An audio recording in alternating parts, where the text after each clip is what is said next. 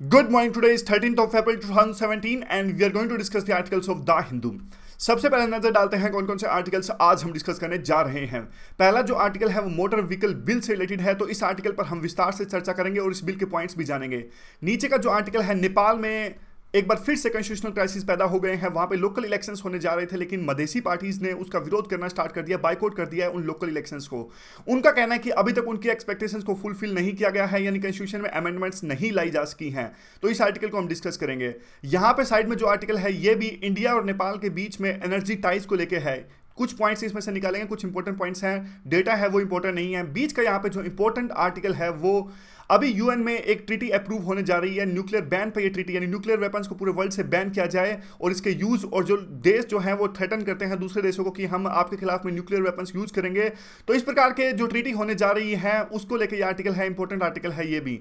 यहाँ पे साइड में जो आर्टिकल है महाकाव्य यानी जो एपिक्स होते हैं जैसे रामायण महाभारत, ये जो एपिक्स होते हैं क्या ये आइडियोलॉजिकल होते हैं या फिर एथिकल होते हैं? तो काइंड ऑफ धार्मिक ये आर्टिकल है, रिलीजियस आर्टिकल है, एग्जाम के लिए इंपॉर्टेंट नहीं है, तो इसे आप मत पढ़िएगा। यहाँ पे जो आर्टिकल है पार्लियामेंट का सत्र कितना प्रोडक्टिव रहा इस बार, और पार्लियामेंट में जो बिल पास किए गए उनमें उनको स्क्रूटिनाइज नहीं किया गया और उन पर चर्चा नहीं की गई, ये सभी बातें डिस्कस की गई हैं इस आर्टिकल में। ये आर्टिकल भी काफ़ी ज़्यादा इंपॉर्टेंट है। यहाँ पे जो आर्टिकल है वो एफएक्यूज हैं बिटकॉइंस के बारे में, तो इन्हें भी हम डिस्कस करेंगे। यहाँ पे जो आर्टिकल है वो इंपॉर्टेंट नहीं है, इसे हम नहीं डिस्कस करेंगे। चलिए स्टार्ट करते हैं। मोटर व्हीकल बिल को हम सबसे पहले देखिए डिस्कस करते हैं। करंट स्टेटस क्या है? करंट देखिए, जो ये नया मोटर व्हीकल बिल है इसे लोकसभा में पास कर दिया गया है और राज्यसभा में अभी इसे पास करना बाकी है। पहले जो हमारा मोटर व्हीकल एक्ट था वो 1988 था, अब इसको चेंज करके नया बिल पास कर दिया गया है लोकसभा में। काफ़ी तरह के चेंजेस आए हैं। सबसे पहले तो देखिए इसकी आवश्यकता थी क्यों। देखिए हमारी जो इकोनॉमी है काफ़ी तेज़ी से बढ़ रही थी, लेकिन ट्रांसपोर्ट की जो ब्यूरोक्रेसीज थी वहाँ पे ट्रांसपोर्ट डिपार्टमेंट वो अपने आप में सक्षम नहीं थी हमारी बढ़ती हुई इकोनॉमी की ज़रूरतों को पूरा करने में, और एक प्रकार से कैपेबल नहीं थी कि ट्रांसपोर्ट सेक्टर में रेगुलेटरी रिफॉर्म ला सके। इसीलिए इस बिल को लाने की आवश्यकता पड़ी। और देखिए इस बिल में चेंज कर लाने के लिए 10 साल पहले एक सुंदर कमेटी की रिपोर्ट आई थी, रोड सेफ्टी पर गठित की गई थी ये सुंदर कमेटी। तो याद करिएगा, प्रीलिम में इस पर क्वेश्चन पूछा जा सकता है कि सुंदर कमेटी कौन सी चीज़ पर है, तो रोड सेफ्टी पर है ये। तो 10 साल हो गए सुंदर कमेटी ने जब अपनी रिपोर्ट सौंपी थी, तो अब जाके इस बिल को लोकसभा में पास किया गया है। तो अब ये देख लेते हैं कौन कौन से मुख्य पॉइंट्स हैं इस बिल के। देखिए कई चीज़ों को इंक्लूड किया गया है इस बिल के अंदर में, जैसे कि टैक्सी कैब एग्रीगेटर्स को रेगुलेट करना और इन पे कोई फ्रेमवर्क तैयार करना। ये जैसे कि उबर और जो ओला होते हैं, अभी हमने देखा किस प्रकार से ड्राइवर्स ने वहाँ पे स्ट्राइक की इनके खिलाफ में, जो इनके वर्किंग आवर्स है काफ़ी ज़्यादा है, और कई बार ऐसा आरोप भी लगता है कि इन पे जब टैक्सी की जब डिमांड सबसे ज़्यादा होती है तब ये अपना किराया जो है वो सर्ज कर देते हैं, किराए को बढ़ा देते हैं। तो कुछ फ्रेमवर्क लाया गया है इस बिल के अंदर में। और दूसरा देखिए फिनेंसिंग इंश्योरेंस।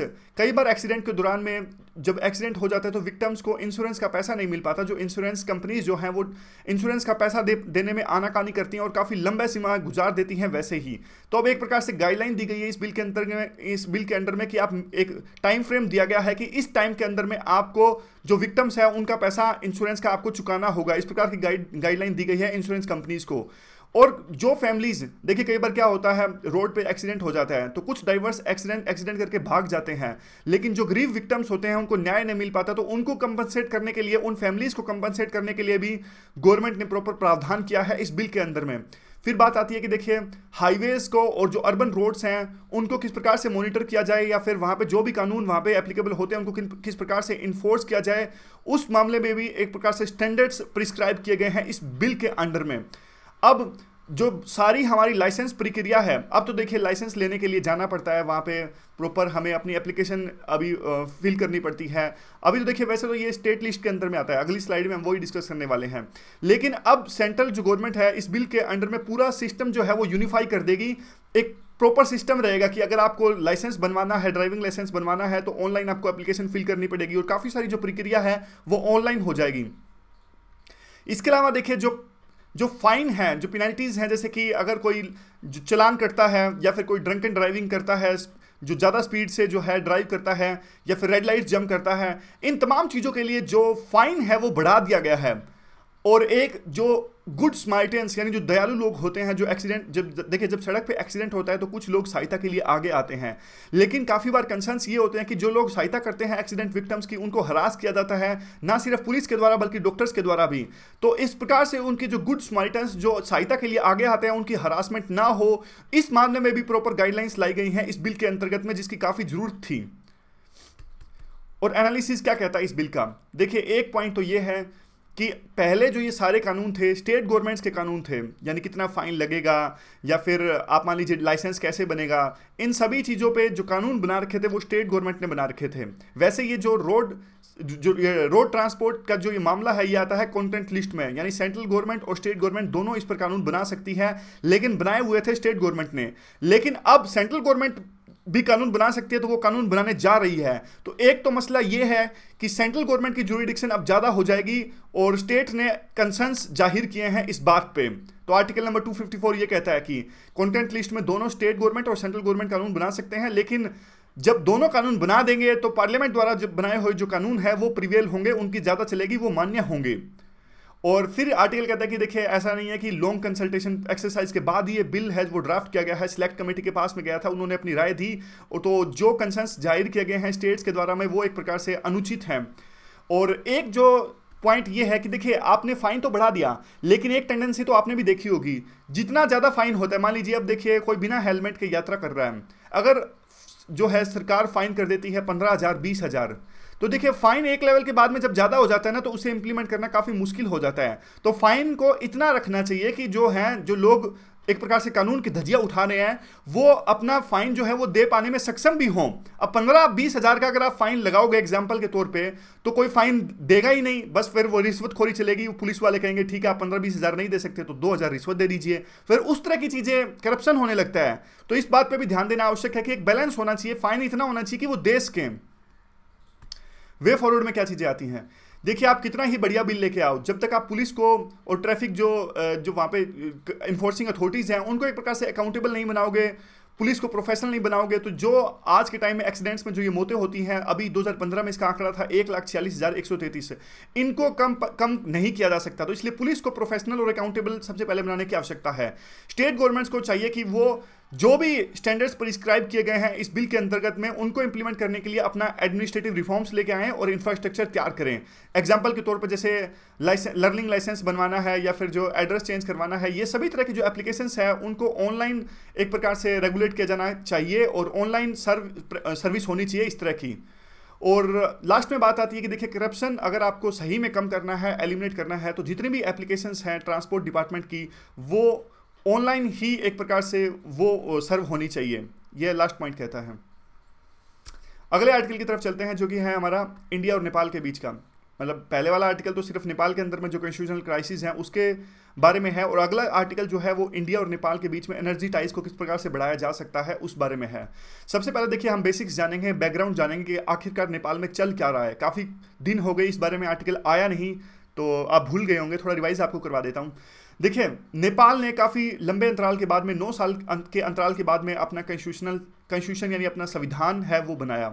काफ़ी कंसर्न्स थे उस संविधान में, वुमेन्स को एक प्रकार से उनके राइट्स को हर्ट किया गया था। कैसे? देखिए जो नेपाल की जो वुमेन्स थी वो किसी फॉरेनर के साथ में शादी कर लेती थी तो उनको अपनी सिटीजनशिप से वंचित रखा जाएगा, इस प्रकार का प्रावधान था। तो काफ़ी विरोध हुआ, मदेशी लोगों ने भी इसका काफ़ी विरोध किया। मदेशी लोगों ने इसका विरोध क्यों किया? देखिए यहाँ पे देखिए मैप में, देखिए यहाँ पे जो रहते हैं, ये मैप में देखिए जहाँ मैं पॉइंट कर रहा हूँ अभी, यहाँ पे मदेशी रहते हैं। मदेशी वो लोग हैं जिनकी एक प्रकार से जो अपना ओरिजिन ट्रेस करते हैं वो इंडिया से ही ट्रेस करते हैं। 1970s में महामारी जब फैली थी इंडिया के अंदर में तो काफ़ी संख्या में लोग थे वो नेपाल, बिहार, जो अपने उत्तर प्रदेश और बिहार से वहाँ नेपाल में जाके बस गए थे। तो उनका रोटी और बेटी का नाता है भारत से, मदेशी लोगों का। और जो फैले हुए हैं वो ऐसे फैले हुए हैं, जो भारत का बॉर्डर है ना एक पट्टी में फैले हुए हैं। पॉपुलेशन काफ़ी ज़्यादा है यहाँ पे, और ये प्लेन एरिया है सारा का सारा, ये नेपाल का प्लेन एरिया है। और ऊपर जाएंगे तो हिमालयस आ जाएगा, तो ऊपर है पहाड़ी एरिया है। पॉपुलेशन मदेशीज की काफ़ी ज़्यादा है यहाँ पे प्लेन एरिया में, और जीडीपी है वो भी ज़्यादा जीडीपी को एक प्रकार से इन्फ्लुएंस करते हैं जो मदेशी लोग हैं। ऊपर पहाड़ों में जो लोग रहते हैं उनकी पॉपुलेशन काफ़ी कम है और जीडीपी भी कंट्रीब्यूशन काफ़ी कम है। लेकिन दिक्कत यह है कि जो हिल्स में लोग रहते हैं, जो पहाड़ी लोग हैं, उनका पॉलिटिकली इन्फ्लुएंस काफी ज्यादा है, पॉलिटिकल डोमिनेंस काफी ज्यादा है, और मदेशी जिनका पॉपुलेशन भी ज्यादा है, जीडीपी में कंट्रीब्यूशन भी ज्यादा है, उनका पॉलिटिकल डोमिनेंस काफी कम है। तो अब नेपाल का कॉन्स्टिट्यूशन बना, तो यहां पे देखिए ये सबसे इंपॉर्टेंट बात है। अब नेपाल का कॉन्स्टिट्यूशन बना तो जो प्रोविंसेस में डिवाइड किया गया, ऐसे डिवाइड किया गया, ऐसे ऐसे करके डिवाइड किया गया, समझ गए? ऐसे डिवाइड करने से क्या हुआ, जो मदेशी लोग ऐसे थे, पूरे फैले हुए थे, वो कई प्रोविंसेस में डिवाइड हो गए। मदेशी लोगों का कहना था कि प्रोविंस आप ऐसे बनाने के बजाय प्रोविंस ऐसे बनाने चाहिए आपको, देखिए ऐसे करके, अगर ऐसे प्रोविंस बनाते, यानी आप वेस्ट टू ईस्ट कह सकते हैं उसको, तो जो मदेशीज लोग थे वो 2 प्रोविंस में उनकी मेजोरिटी हो जाती। लेकिन अब जो प्रोविंसेस नेपाल में बने हैं वो ऐसे बने हैं, तो मदेशीज हैं वो डिवाइड हो गए। कई कई जगह तो मदेशीज जो हैं वो माइनॉरिटी में आ गए, और जो माइनॉरिटी में थे पहले वो अब मेजोरिटी में आ गए। तो एक प्रकार से जो पावर थी उनकी कम हो गई मदेशीज की। इसलिए कहते हैं एक तो आप प्रोपोर्शनल रिप्रेजेंटेशन लेके आओ, कि आप प्रोविंस के बेस पे ना जो पॉलिटिकल पावर डिसाइड हो, बल्कि प्रोपोर्शनल रिप्रेजेंटेशन के हिसाब से, यानी पॉपुलेशन के हिसाब से है वो पावर मिले किसी कम्युनिटी को। इस प्रकार की बात कही गई मदेशी के द्वारा में। और भी काफ़ी सारी चीज़ें थी इसमें, सिटीजनशिप को लेकर भी विवाद हुआ। उन्होंने अपने कॉन्स्टिट्यूशन में इस प्रकार से बात लिखी, वी द नेपाली पीपल। जैसे आपको याद होगा हमने हमारे संविधान में क्या लिखा है, preamble, we the people of India. हमने हमारे संविधान में लिखा है we the people of India, हमने यूं तो नहीं लिखा वी द इंडियंस। तो क्योंकि देखिए बात यूं है कि नेपाल ने अपने कॉन्स्टिट्यूशन में यूं लिखा कि वी द नेपाली पीपल, यानी जो मधेसी हैं उनको नेपाली पीपल नहीं कहा जाता, क्योंकि वो नेपाली नहीं बोलते, वो दूसरी भाषा का इस्तेमाल करते हैं। तो इस प्रकार के कई तरह के कंसर्न्स हैं नेपाल के कॉन्स्टिट्यूशन को लेके।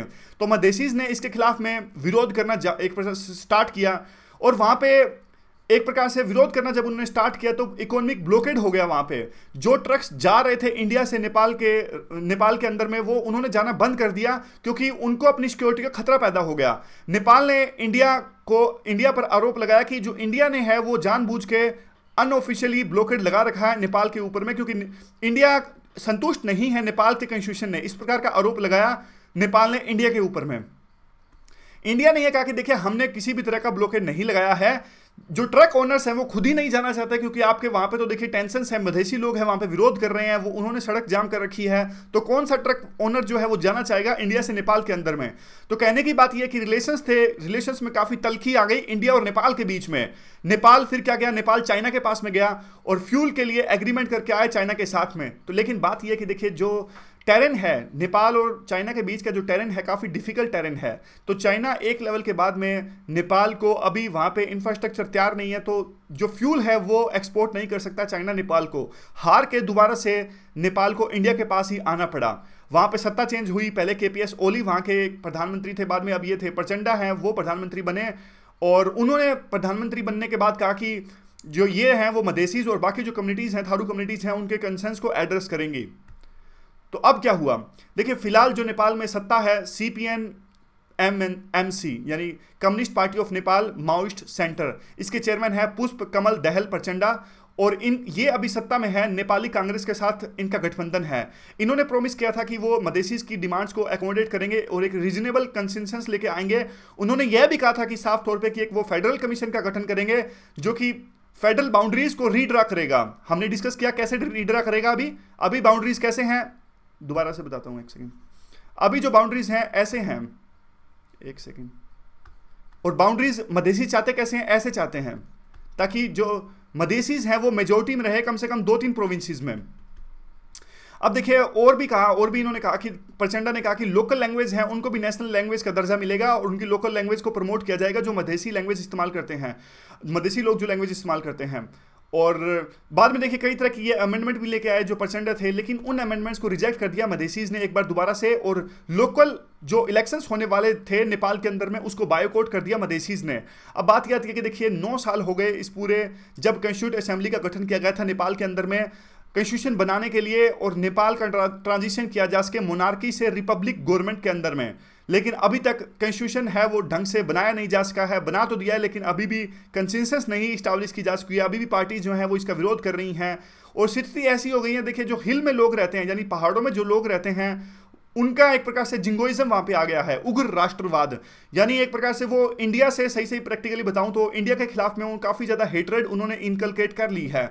और जो प्लेन ड्वेलर्स हैं, मदेशी लोग हैं, वो एक प्रकार से अलग से देश की मांग करने लगे हैं और अलग से थोड़े बहुत उनकी जो सेपरेशन टेंडेंसीज हैं वो बढ़ने लगी हैं। तो नेपाल है वो सही रास्ते पर नहीं आगे बढ़ रहा है, यह ऐसा आर्टिकल कहता है। ये कहते हैं कि देखिए नेपाल की जो इकोनॉमी है वो तो ऑलरेडी काफ़ी डाउन है और ऐसी उम्मीद की जा रही थी कि जो लोकल पोल्स होंगे वो डायरेक्ट डेमोक्रेसी को बढ़ाएंगे और इकोनॉमी को आगे लेके जाएंगे। लेकिन फ़ायदा ही क्या, अगर मदेशी जो पार्टीज़ हैं वो इस लोकल पोल्स में पार्टिसिपेट नहीं करेंगे तो लेजिटिमेसी है वो लोकल पोल्स की ख़त्म हो जाती है। आगे देखिए जो आर्टिकल है वो इंडिया और नेपाल के एनर्जी टाइज को लेके हैं। 14 फरवरी को एक मीटिंग हुई, एनर्जी सेक्रेटरीज थे वो दोनों कंट्रीज के, इंडिया और नेपाल के, उन्होंने बातचीत की और यह निकल के आया कि जो 400 केवी की जो ट्रांसमिशन लाइन है वो नेपाल के बुतवल और इंडिया के गोरखपुर के बीच में है।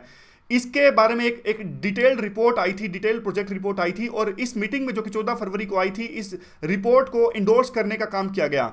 नेपाल के पास में देखिए इलेक्ट्रिसिटी है वो काफ़ी कम है और जो है वो इंपोर्ट करता है इंडिया से ताकि अपनी इकोनॉमिक ग्रोथ को एक्सेलेरेट किया जा सके। लेकिन आने वाले समय में, क्योंकि देखिए नेपाल का जो हाइड्रो इलेक्ट्रिक यानी जो नदियां वहाँ पे काफ़ी ज़्यादा बहती हैं और वहाँ पे बांध बनाए जा सकते हैं, अगर नेपाल आने वाले टाइम में इस पोटेंशियल को रियलाइज कर लेता है तो इंडिया जो है वो इससे काफ़ी ज़्यादा अमाउंट में हाइड्रो पावर वो है इंपोर्ट कर सकता है और नेपाल वो एक काइंड ऑफ मार्केट भी बन सकता है इंडिया के लिए और इंडिया यहाँ से इलेक्ट्रिसिटी इंपोर्ट करेगा। लेकिन अभी तक जो है वो नेपाल अपने हाइड्रो पोटेंशियल को रियलाइज कर पाने में सक्षम नहीं हो पाया है। अच्छी बात यह है कि देखिए इंडिया और नेपाल जो कि काफ़ी लंबे समय से इस तरह के इलेक्ट्रिसिटी के ट्रेड एग्रीमेंट्स पे बात कर रहे थे और जो किन्हीं कारणों से वो सफल नहीं हो पाए थे, अब जाके 2014 में एक पावर ट्रेड एग्रीमेंट साइन किया गया था। अब रास्ते खुल गए हैं, नेपाल के जो डेवलपर्स हैं, जो ट्रेडर्स हैं, वो भारत में आके इलेक्ट्रिसिटी परचेज कर सकते हैं। पहले नेपाल को डर भी लग रहा था कि क्या उनको फेयर डील है वो मिलेगी, एक बड़े देश यानी भारत जैसी जिसकी इकोनॉमी बहुत बड़ी है, क्या जब वो वहाँ से इलेक्ट्रिसिटी खरीदते हैं तो उनको फेयर डील मिलेगी। तो अब देखिए अब उनको ऐसे रियलाइज हो गया कि वो काफ़ी ज़्यादा ट्रांसपेरेंसी है, जब वो इंडिया से इलेक्ट्रिसिटी खरीदते हैं तो उनको ऐसा कुछ घबराने की आवश्यकता है नहीं। कुछ ऐसा डेटा है काम आज के, तो देखिए डेटा में ये है कि देखिए 43.5 गीगावाट का पोटेंशियल है नेपाल का। अलग अलग जगह अलग अलग दिया जाता है, वैसे कुछ आर्टिकल्स में 80 गीगावाट भी लिखा जाता है कि नेपाल इतनी ज़्यादा इलेक्ट्रिसिटी प्रोड्यूस कर सकता है, बांध बना के, डैम बना के, उनका हाइड्रो पोटेंशियल इतना ज़्यादा है। जबकि अभी रियलाइज किया गया है वो सिर्फ किया गया है 0.8 गीगावाट मार्च 2016 तक। देखिए अगर नेपाल से इसका कंपेरिजन करें तो नेपाल ने काफ़ी कुछ फ़ायदा उठाया है अपने हाइड्रो पोटेंशियल से और काफ़ी कुछ इलेक्ट्रिसिटी अभी एक्सपोर्ट कर रहा है भूटान इंडिया को। और भूटान इस वजह से जो भूटान की पर कैपिटा इनकम है वो भी काफ़ी ज़्यादा बड़ी है। पहले ये थी $475 1980 में, अब ये हो गई है $7,860 2015 में, जबकि इंडिया की भी नहीं है इतनी। इंडिया की जो पर कैपिटा इनकम है वो है 5,730 2015 के अंदर में। तो नेपाल ने देखिए एक तरह से मौका खो दिया है और अभी नेपाल में बिजली नहीं है, कई बार तो 16 घंटे तक बिजली गायब रहती है ड्राई सीजन में नेपाल के अंदर में। तो नेपाल ना तो खुद बिजली बना सका और ना ही वो इंडिया को एक्सपोर्ट कर सका। तो और देखिए अगर नेपाल इस प्रकार के एग्रीमेंट्स अगर इंडिया के साथ साइन करता है तो काफ़ी ज़्यादा फायदे होंगी। हालांकि इंटरनल पॉलिटिक्स है वो काफ़ी ज़्यादा है। अगर इस तरह का एग्रीमेंट साइन करता है नेपाल इंडिया के साथ में तो जो भी पार्टी सत्ता में होती है उसके खिलाफ में विरोध जाहिर होता है। लेकिन बहुत ज़्यादा फायदा होगा अगर इस तरह के एग्रीमेंट नेपाल इंडिया के साथ में साइन करता है, क्योंकि देखिए अगर वो इंडिया को जो है इलेक्ट्रिसिटी एक्सपोर्ट करेंगे तो उनको रेवेन्यू मिलेगा और रेवेन्यू मिलेगा तो उससे जो रेवेन्यू मिलेगा वो और ज़्यादा चीज़ें खरीद सकेंगे इंडिया से और अपनी इकोनॉमी में इन्वेस्ट कर सकेंगे। इससे उनकी जीडीपी बढ़ेगी तो क्वालिटी ऑफ लाइफ भी बढ़ेगी। वे फॉरवर्ड में क्या आता है कि देखिए इंडिया को भी इस तरह के ट्रेड से फ़ायदा होगा। और इंडिया में क्या होता है, इंडिया में नॉर्थ ईस्ट में और जो नेपाल के साथ जो साथ लगते इलाके हैं जैसे यूपी और बिहार, वहाँ पे काफ़ी मात्रा में अभी जो सोलर पावर का इस्तेमाल किया जाता है। लेकिन शाम को कई बार जो है वो सोलर पावर का इस्तेमाल नहीं किया जाता क्योंकि सूरज जो है छिप जाता है। तो अगर नेपाल है अपनी इलेक्ट्रिसिटी को यहाँ पे एक्सपोर्ट करता है तो शाम को भी यहाँ पे इन इलाकों में इलेक्ट्रिसिटी बहुत सही मात्रा में अवेलेबल रहेगी और इससे इंडिया को फ़ायदा होगा। लेकिन देखिए कोई भी इलेक्ट्रिसिटी ट्रेड के लिए यह बात ज़रूरी है कि जो इंस्टीट्यूशनल, टेक्निकल और दूसरे जो पॉलिसी इंफ्रास्ट्रक्चर है वो तैयार किया जा सके, तभी जाके इस तरह के एग्रीमेंट्स को मेटलाइज किया जा सकता है। क्योंकि देखिए ये जो सारे प्रोजेक्ट्स होते हैं वो बहुत ज़्यादा इन्वेस्टमेंट इंटेंसिव होते हैं, काफ़ी ज़्यादा संख्या में इन्वेस्टमेंट चाहिए इसके लिए। लेकिन अगर मान लीजिए पॉलिसी जो है वो कंड्यूसिव नहीं है और मान लीजिए जो एनवायरनमेंट है स्टेबल नहीं है, रिलेशन स्टेबल नहीं है, तो फिर कोई कंपनी आएगी नहीं आगे यहाँ पे इन्वेस्टमेंट के लिए। तो इसलिए सबसे पहले तो देखिए जो कॉन्फिडेंस का क्लाइमेट बनाना आवश्यक है ताकि लंबे समय तक जो ट्रेडिंग रिलेशनशिप है उसको बढ़ाया जा सके और उसको मेंटेन किया जा सके। तो ये पूरा आर्टिकल था। चलते हैं अगले आर्टिकल की तरफ में। देखिए पार्लियामेंट का ये सत्र अभी बढ़िया रहा। लोकसभा की जो प्रोडक्टिविटी है वो 108% रही और राज्यसभा की जो प्रोडक्टिविटी है वो 86% रही। और कई इंपॉर्टेंट बिल्स पास किए गए इस पार्लियामेंट के सत्र में।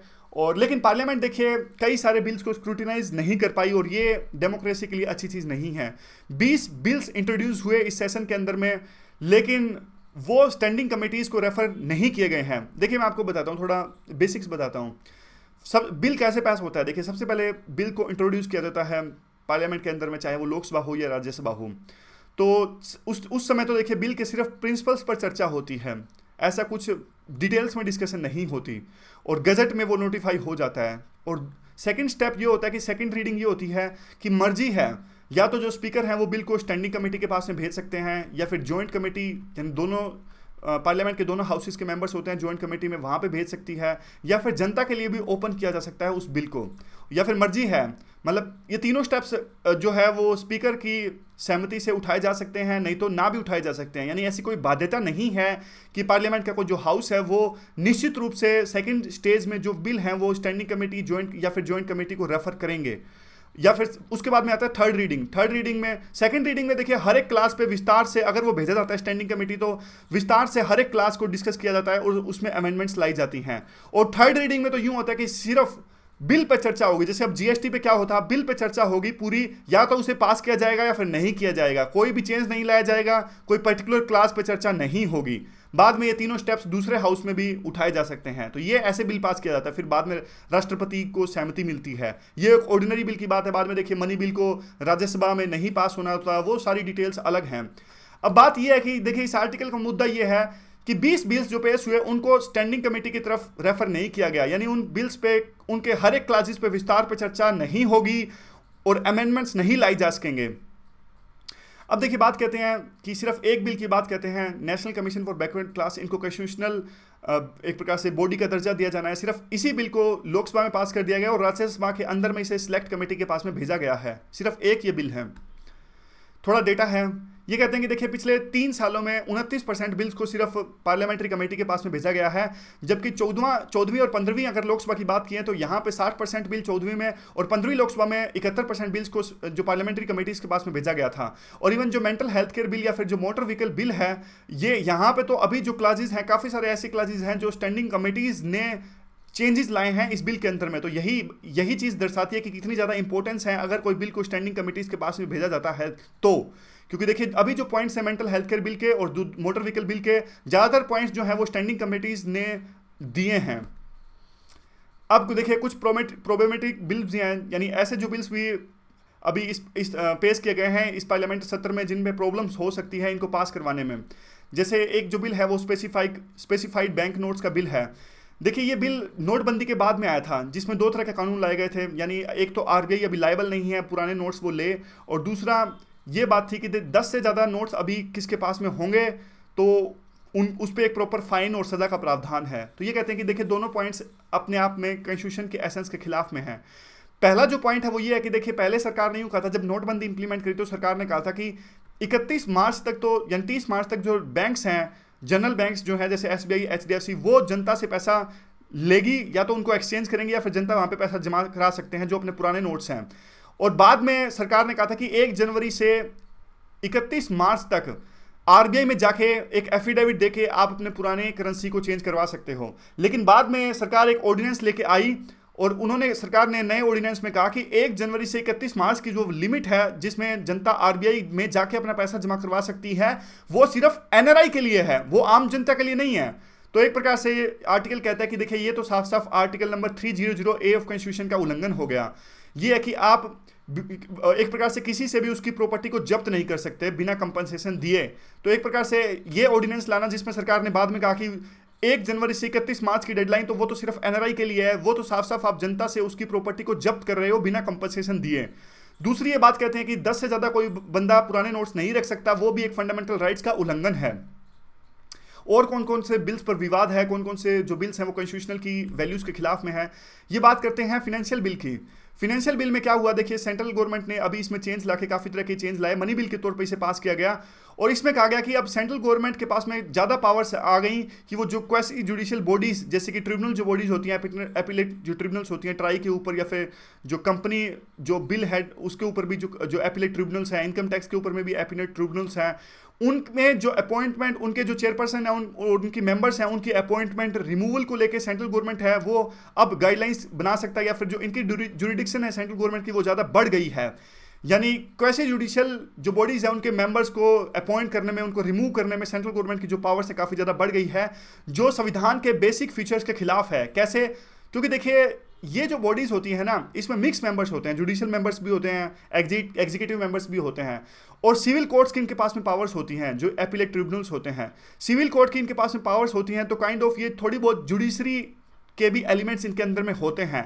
तो हमारा संविधान कहता है कि देखिए जुडिशरी की जो पावर्स हैं वो बिल्कुल अलग होनी चाहिए जो एग्जीक्यूटिव से और लेजिस्लेचर से, यानी एक दूसरे की इंटरफेरेंस नहीं होनी चाहिए आपस में। लेकिन अब जिस प्रकार से इस बिल के पास होने के, अगर ये बिल पास कर दिया गया जैसे मनी बिल के तौर पे, तो अब ज़्यादा पावर्स हो गई हैं सेंट्रल गवर्नमेंट के पास में, जुडिशरी के अंदर में काइंड ऑफ इंटरफेरेंस हो गया है, और यह जुडिशरी को कभी भी गवारा नहीं होगा।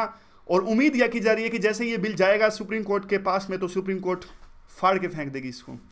देखिए बात यूँ है कि, और दूसरा एक जो पॉइंट है इसके अंदर में ये है कि एक पावर्स दी गई हैं इस फाइनेंशियल बिल के अंदर में, जो इनकम टैक्स ऑफिसर्स हैं वो उनको एक प्रकार से बाध्यता नहीं होगी, कोर्ट में भी वो रिफ्यूज़ कर सकते हैं कि अगर वो रेड मारते हैं किसी कंपनी पे या किसी मैन्युफैक्चरिंग यूनिट पे, किसी पर्सन पे, तो बाध्यता नहीं है कि वो कोर्ट के अंदर में भी डिस्क्लोज करें और रिफ्यूज़ कर सकते हैं उस रेड के बारे में डिटेल्स देने में। तो ये भी जुडिशियल रिव्यू के खिलाफ में है। तो काफ़ी ज़्यादा पावर्स दे दी गई हैं इनकम टैक्स ऑफिसर्स को, और जुडिशरी इसे कभी नहीं मानेगी। एक जो है एनमी प्रॉपर्टी बिल है। एनमी प्रॉपर्टी बिल क्या है? देखिए जो एनमी प्रॉपर्टी बिल है, जो लोग जो है हमारे देश को छोड़ के चले गए थे आज़ादी के बाद में 1947 में, तो उनकी प्रॉपर्टी को किस प्रकार से जो है वो सेंट्रल गवर्नमेंट की प्रॉपर्टी हो जाती है, और इसको रेगुलेट करने को लेके एक रिट्रोस्पेक्टिव इफेक्ट से बिल पास किया गया है। लेकिन इस पर भी काफ़ी कंसर्न्स हैं क्योंकि कोर्ट्स को भी डिबार कर दिया गया है, वो भी अब इस मामले में वर्डिक्ट नहीं दे सकते। तो ये भी ड्यू प्रोसेस और जुडिशियल रिव्यू के खिलाफ में है, जिस पर जुडिशरी है वो देखते हैं किस प्रकार से इस पर अपना फैसला देगी। तो फिर ये कहते हैं कि देखिए एनमी प्रॉपर्टी बिल को छोड़ के बाकी जो बिल्स हैं वो मनी बिल के तौर पे पास कर दिए गए हैं, और मेंबर्स ने जो कंसर्न्स रेज किए थे उनको भी एड्रेस नहीं किया गया है। तो एक इंपॉर्टेंट लेसन यहाँ से ये निकलता है कि देखिए अगर पार्लियामेंट को स्क्रूटिनी लानी है बिल्स पे, तो यह कंपलसरी हो जाना चाहिए कि जैसे ब्रिटेन की पार्लियामेंट में यह सर्टेन है कि हर एक बिल को आप स्टैंडिंग कमेटी की तरफ में रेफर करोगे, लेकिन इंडिया की पार्लियामेंट में ऐसी बाध्यता नहीं है, और ऐसा निश्चित नहीं है कि पार्लियामेंट हर एक बिल को स्टैंडिंग कमेटी के तौर पे पास करे और उसको स्क्रूटिनाइज करें। तो अब टाइम आ गया कि हम भी, हमारे अंदर में भी पार्लियामेंट को इस तरह का कानून बनाना चाहिए कि हर एक बिल को एक प्रकार से कंपलसरी होना चाहिए कि उसे स्टैंडिंग कमेटी की तरफ रेफर किया जाए और स्क्रूटिनाइज उसको किया जा सके। अगर जो भी अमेंडमेंट्स लानी चाहिए वो लाई जा सकें। इससे क्या होता है, डिले तो होता है लेकिन डेलिब्रेशन है वो अच्छा खासा हो जाता है, तो अच्छा बिल पे पास किया जा सकता है अगर किसी बिल को स्टैंडिंग कमेटी की तरफ रेफर किया जाता है। तो चलते हैं अगले आर्टिकल की तरफ में। अगला आर्टिकल देखिए, वैसे तो हमने डिस्कस किया था, कॉन्टेक्स्ट आपको पता ही है, यूएन में एक इंटरनेशनल ट्रीटी लाने की बात हो रही है जिसपे न्यूक्लियर वेपन्स को पूरी दुनिया से बैन लगाया जा सके। जो भी देश एक प्रकार से प्रोड्यूस करते हैं न्यूक्लियर वेपन्स को, प्रोसेस करते हैं, इकट्ठा करते हैं, डिप्लॉय करते हैं या फिर धमकी देते हैं इसको यूज़ करने की, एक प्रकार से उसको, वो सारी चीज़ें इलीगल हो जाएंगी अगर ये जो इंटरनेशनल ट्रीटी है वो रियलाइज हो जाती है तो। और फाइनल ट्रीटी को एक प्रकार से अप्रूव किया जा सकता है इस साल के पहले तक, साल के अंत से पहले तक। और यूएस ने देखिए बायकॉट कर दिया है किसी भी तरह की बातचीत को, इस पूरी ट्रीटी को जिसमें न्यूक्लियर वेपन्स को बैन करने की बात हो रही है। यूएस का ये कहना है कि देखिए नॉर्थ कोरिया तो कभी इस ट्रीटी को मानेगा नहीं, तो फिर फायदा ही क्या, प्रैक्टिकली ये ट्रीटी कभी एक प्रकार से इसको आप इंप्लीमेंट कर ही नहीं सकते। और दूसरा ये कहते हैं कि देखिए यूएस का कहना है कि अगर कुछ देश जैसे यूएस जैसे कुछ देश इनके पास में अगर न्यूक्लियर वेपन्स हैं तो बल्कि ये तो अच्छी बात है। और ये कहते हैं कि देखिए अगर ये सारे विश्व से न्यूक्लियर वेपन्स को ख़त्म कर दिया गया, बैन कर दिया गया, तो हमारी सिक्योरिटी और हमारे एलाइज की सिक्योरिटी है वो खतरे में हो जाएगी। इंडिया का कहना है कि देखिए सबसे पहले तो एक वेरिफिकेशन मैकेनिज्म होना चाहिए, और फिर इंडिया कहना है कि देखिए जो ये लैंग्वेज है जिसमें प्रिविलेज और इंटाइटलमेंट की बात की जानी चाहिए, ये वर्ल्ड में बिल्कुल भी आज के समय में उचित नहीं है। एक प्रकार से यूएस पे इनडायरेक्ट इशारा कर रहा था इंडिया। आगे की स्लाइड में एक और भी बात है जो इंडिया किस प्रकार की मांग कर रहे हैं। टाइमलाइन क्या है? टाइमलाइन कहती है कि देखिए न्यूक्लियर वेपन्स है वो अल्टीमेट मास डिस्ट्रक्शन इससे आता है, काफ़ी डेथ्स और सफरिंग होती है, तो इसीलिए 1961 यूएन जनरल असेंबली में एक रेजोल्यूशन पास किया गया जिसमें कहा गया कि देखिए जो न्यूक्लियर और थर्मो न्यूक्लियर वेपन्स हैं वो यूनाइटेड नेशंस के चार्टर का उल्लंघन करते हैं और ह्यूमैनिटी के खिलाफ हैं और एक प्रकार से मानवता और सिविलाइजेशन के भी खिलाफ हैं। लेकिन कोल्ड वार के दौरान में न्यूक्लियर आर्म रेस चली और यूएस और रशिया का यूएसएसआर का कहना था कि देखिए अभी तो लड़ाई जो चल रही है आइडियोलॉजिकल लड़ाई है, कोल्ड वार की है और वो जीवन और मरण की बात है, तो न्यूक्लियर सिक्योरिटी होना आवश्यक है। बाद में इंडिया ने भी न्यूक्लियर वेपन्स को टेस्ट किया 1974 में और 1998 में भी। उसके बाद देखिए कोल्ड वार में क्या हुआ। कोल्ड वार के बाद में एक उम्मीद जगी थी कि अब जाके न्यूक्लियर वेपन्स को खत्म किया जा सकता है वर्ल्ड के अंदर में। तो इंटरनेशनल कोर्ट ऑफ जस्टिस है, उनसे यूएन ने एडवाइजरी ओपिनियन मांगी। तो 1996 में इंटरनेशनल कोर्ट ऑफ जस्टिस ने दो बातें कही। एक तो ये कहा कि देखिए जो युद्ध के दौरान में अगर या आर्म्ड कन्फ्लिक्ट के दौरान में जो कानून एप्लीकेबल होते हैं वही सारे कानून एप्लीकेबल होते हैं न्यूक्लियर वेपन्स के खिलाफ में भी। और ये जो न्यूक्लियर वेपन्स हैं वो मानवता के खिलाफ जो ये जो लॉ है यानी ह्यूमैनिटेरियन जो कानून है उनके खिलाफ में ये जाते हैं। और दूसरी बात इन्होंने कही कि सभी गवर्नमेंट्स की एक ओब्लिगेशन है कि वो अच्छे फेद में एक इस प्रकार की ट्रीटी बनाएं जिससे न्यूक्लियर वेपन्स को एलिमिनेट किया जा सके पूरे वर्ल्ड के अंदर में। इस तरह की बातें कहीं तो इंटरनेशनल कोर्ट ऑफ जस्टिस ने जो अपनी ओपिनियन दी उसके बाद में रास्ते खुल गए इस प्रकार की ट्रीटी को लेके। अब बात यह आती है कि देखिए कई सारे जो कंट्रीज जैसे कि यूएस हैं वो एक प्रकार से ब्लॉक कर रहे हैं इस पूरी नेगोशिएशंस को और वो कह रहे हैं कि देखिए अभी समय नहीं है और अभी एक प्रकार से कंसेंसस आनी चाहिए तब जाके इसको इस प्रकार की ट्रीटी को लाया जा सकता है। और उसके बाद में देखिए वियना कॉन्फ्रेंस भी हुई 2014 में और तब ये इस बात पे चर्चा लिख करके कि ह्यूमैनिटेरियन इम्पैक्ट कितना ज़्यादा होगा न्यूक्लियर वेपन्स अगर कोई कंट्री यूज़ करता है। तो 158 कंट्रीज़ ने पार्टिसिपेट किया इस वियना कॉन्फ्रेंस में और पिछले साल अक्टूबर में जाके फिर एक प्रकार से एडॉप्शन हुआ कि हिस्टोरिक रेजोल्यूशन पास किया गया जिसमें इस प्रकार की ट्रीटी को लेकर आगे बात की गई कि इस प्रकार की ट्रीटी बनाई जाएगी। तो ये टाइमलाइन डिस्कस की गई है थोड़ी बहुत। तो अब देखिए इंडिया और पाकिस्तान ने एब्सटेन किया, यूएन में इसके ऊपर वोट नहीं दिया और एब्सटेन किया। इंडिया का ये कहना है कि देखिए कोई भी अगर इस प्रकार की न्यूक्लियर डिसआर्मामेंट टास्क होती है तो वो जो डिसआर्मामेंट कॉन्फ्रेंस है जिनेवा के अंदर में वहाँ पे इस प्रकार की डिसआर्मामेंट की टास्क होनी चाहिए। तो रीज़न सिंपल था, क्योंकि देखिए जो कॉन्फ्रेंस और डिसआर्मामेंट इन जनेवा है यहाँ पे जो भी डिसीजन लिया जाता है वो कंसेंसस से लिया जाता है। तो इंडिया ये चाहता था कि अगर यहाँ इस कॉन्फ्रेंस में अगर इस प्रकार की ट्रीटी पर चर्चा होती है तो वहाँ पे ब्लॉकेड कोई भी देश कर सकता है। जैसे इंडिया ने सीटीबीटी को ब्लॉकेड किया 1996 में इंडिया ने ब्लॉक कर दिया था, इस सीटीबीटी ट्रीटी को पास नहीं होने दिया था। वैसे ही पाकिस्तान ने fissile material for nuclear weapons की ट्रीटी को पास नहीं होने दिया था। तो यही मकसद है, काइंड ऑफ इंडिया को क्रिटिसाइज कर रहे हैं इस स्लाइड में। अब ये कहते हैं कि देखिए जो यूएस जैसे देश बात कर रहे हैं कि टाइम नहीं है अभी इस ट्रीटी को पास करने को लेके, तो ये कहते हैं कि देखिए टाइम तो कभी नहीं आता, स्लेवरी भी कभी नहीं एक प्रकार से बैन लगता स्लेवरी पर। अभी ये कहते हैं देखिए पॉइंट ये है कि अगर स्लेवरी के बैन को लेकर भी अगर टाइम का इंतजार करते तो वो स्लेवरी पर बैन कभी लगाया जा ही नहीं सकता था, क्योंकि जो लोग स्लेवरी प्रीच कर रहे थे वो लोग कभी चाहते ही नहीं थे कि स्लेवरी बैन हो। वैसा ही अभी न्यूक्लियर वेपन्स के कंटेक्स्ट में है, यानी जिन देशों के पास में न्यूक्लियर वेपन्स है वो कभी नहीं चाहेंगे कि न्यूक्लियर वेपन्स बैन हो। तो सही समय है जो नॉन न्यूक्लियर स्टेट्स है जिनके पास में न्यूक्लियर वेपन्स नहीं है वो कहते हैं कि देखिए सबसे पहले तो आप एक प्रकार से बैन ट्रीटी लाई जाए। ये एग्जांपल देते हैं कि देखिए केमिकल वेपन्स को लेकर, बायोलॉजिकल वेपन्स और लैंड माइंस और दूसरे जो क्लस्टर वेपन्स हैं उनके बैन को लेकर ट्रीटी लाई गई। और अब देखिए अभी तक ये जो ट्रीटी है वो सक्सेसफुल रही है। एक दो बार के अगर मान लीजिए वायलेशन को छोड़ दिया जाए, अगर सीरिया में जो हुआ है तो पूरा जो कंटेक्स्ट है यानी पूरी 1975 में जब ट्रीटी लाई गई थी केमिकल और बायोलॉजिकल वेपन्स को बैन को लेके, अभी तक ट्रीटी ने ठीक ठाक काम किया है। तो सबसे पहले तो पहला स्टेप ये होना चाहिए कि आप ट्रीटी लेके आओ न्यूक्लियर वेपन्स के बैन को लेके। तो ये पूरा आर्टिकल था। अगले आर्टिकल की तरफ में चलते हैं। बिटकॉइंस को लेके ये आर्टिकल है। तो बिटकॉइंस को लेके थोड़े फ्रिक्वेंटली आस्क्ड क्वेश्चंस है, तो क्वेश्चंस डिस्कस कर लेते हैं। आमतौर पे कौन कौन से क्वेश्चंस पूछे जाते हैं बिटकॉइंस के बारे में। सबसे पहले ये देखिए पीपल कैसे यानी लोग कैसे यूज करते हैं बिटकॉइंस को। तो आर्टिकल कहता है कि देखिए डिजिटल करेंसी की तरह जो बिटकॉइंस को यूज किया जा सकता है पीयर टू पीयर बेसिस पे, यानी एक पर्सन दूसरे पर्सन के बीच में जो बिटकॉइंस का ट्रेड कर सकता है। डिसेंट्रलाइज करेंसी ये है, कहने का मतलब है कि देखिए कोई भी आरबीआई या फिर जो दूसरी अथॉरिटीज़ हैं अलग अलग देशों में जो भी करेंसी को रेगुलेट करती हैं वो सब इस करेंसी को जो है वो रेगुलेट नहीं करती बिटकॉइन को, और इसका जो रेगुलेशन होता है वो डिसेंट्रलाइज्ड है। और वैसे करेंसी नोट्स की तरह ये भी एक पर्सन दूसरे पर्सन को दे सकता है जो बिटकॉइंस है। और इस पे देखिए सेंट्रल बैंक और जो गवर्नमेंट है लेकिन इस पूरी ट्रांजैक्शंस को ट्रैक नहीं कर सकते। आमतौर पे होता क्या, देखिए पेटीएम से या फिर दूसरी जो ऑनलाइन ट्रांजैक्शंस हम करते हैं उसको गवर्नमेंट या आरबीआई आसानी से ट्रैक कर लेती है, लेकिन बिटकॉइंस की मूवमेंट्स को गवर्नमेंट या फिर आरबीआई या फिर दूसरे देशों की जो फेडरल बैंक जो रिजर्व्स हैं, फेडरल बैंक जो हैं वो रेगुलेट नहीं कर सकते। और पूरा जो नेटवर्क है, यानी कहने का बात यह है कि एक क्रिप्टोग्राफी यूज की जाती है इसके अंदर में, पूरे सिस्टम के अंदर में, और पूरा जो नेटवर्क है वो पूरा हर एक जो ट्रांजैक्शन है वो फुल प्रूफ होती है। फिर देखिए कोई भी एक पर्सन दूसरे पर्सन से जो बिटकॉइन है वो रिसीव कर सकता है, और ये सिस्टम उतना ही सिक्योर है जितना कि करेंसी नोट्स, और इसमें एक प्रकार से अज्ञात भी रहेगी जो पूरी ट्रांजैक्शन है। आपका पड़ोसी 2 बिटकॉइन कहाँ पे स्पेंड कर रहा है किसी को भी नहीं पता लगेगा, आपको तो छोड़िए सरकार को भी नहीं पता लगेगा। और फिर सेम बात जो ऑनलाइन आप ट्रांजैक्शन करते हो वहाँ पे जो है वो एनोनिमिटी नहीं रहती, सरकार उस ट्रांजैक्शन को ट्रैक कर सकती है। और कैसे कौन भेज सकता है बिटकॉइंस को आपको, यानी कैसे ट्रांजैक्शन इसकी हो सकती है।